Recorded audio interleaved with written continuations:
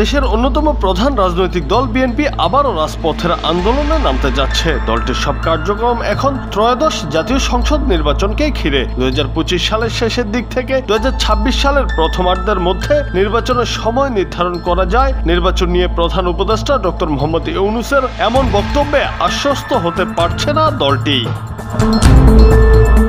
বিএনপির নীতি নির্ধারকরা বলছেন, নির্বাচনের সুস্পষ্ট রোডম্যাপ ঘোষণা করতে হবে। দাবি আদায়ে আগামী ফেব্রুয়ারি থেকে সারা দেশে সভা সমাবেশের পরিকল্পনা করছে দলটি। উদ্দেশ্য, অন্তর্বর্তী সরকারের ধীরে চলো নীতি চাপে রেখে রোডম্যাপ আদায়ের পাশাপাশি নির্বাচনী প্রস্তুতি সেরে নেওয়া।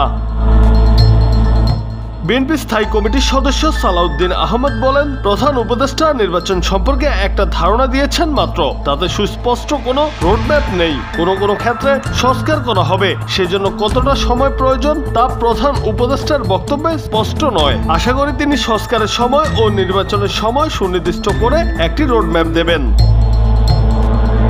বিএনপি স্থায়ী কমিটির সদস্য ডক্টর খন্দকার মোশাররফ হোসেন বলেন, ছাত্র জনতার অভ্যুত্থানের পর দেশের মানুষের প্রধান চাওয়া সংসদ নির্বাচন। জনগণ ভোট দেওয়ার জন্য উন্মুখ হয়ে আছে। বিএনপি সরকার পরিচালনাকারী দল। বিএনপি গণতান্ত্রিক জনপ্রিয় দল হিসেবে সবসময় নির্বাচনের জন্য প্রস্তুত বলেও জানান তিনি। জুনায়েদ আহমেদ, বাংলা টিভি।